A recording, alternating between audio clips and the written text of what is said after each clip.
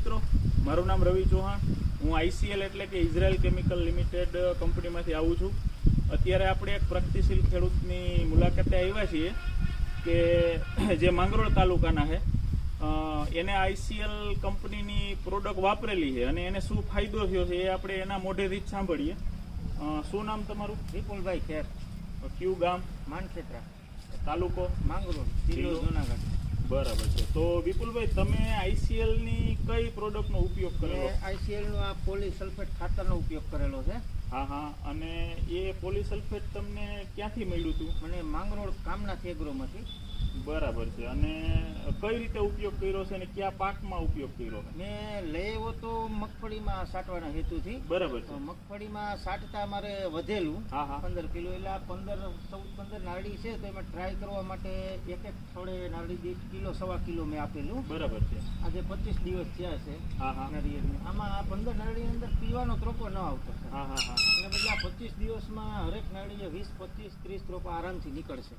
બરાબર છે. તો તમે બીજા ખેડૂતોને નાળિયેરી માટે જે ખાતર વાપરે છે તો એમાં શું ભલામણ કરશો?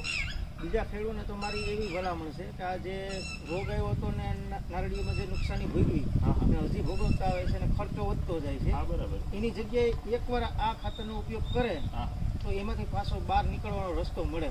બરાબર છે. તો હવે ઉત્પાદન વધે. બરાબર. તો હવે તમે બીજી વખત તમારા પોતાની જે નાળિયેરી છે એની અંદર ખાતર નાખવાનું થાય તો પોલીસલ્ફેટનો ઉપયોગ કરશો? હા, મારે જો આ મોટો માલ તૈયાર થયો એ નીકળી જાય ને એટલે 10 દિવસ પછી પાછું ખાતર આપવું. નારળી આ જ ખાતર આપવું.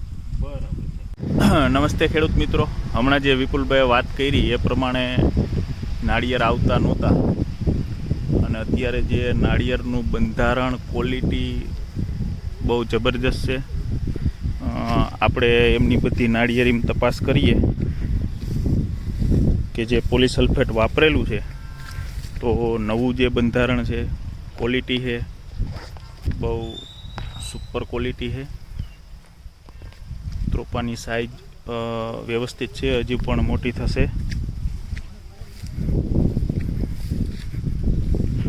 જે એક થળિયામાં 1 થી 1.25 કિલો પોલીસલ્ફેટ વાપરેલું છે.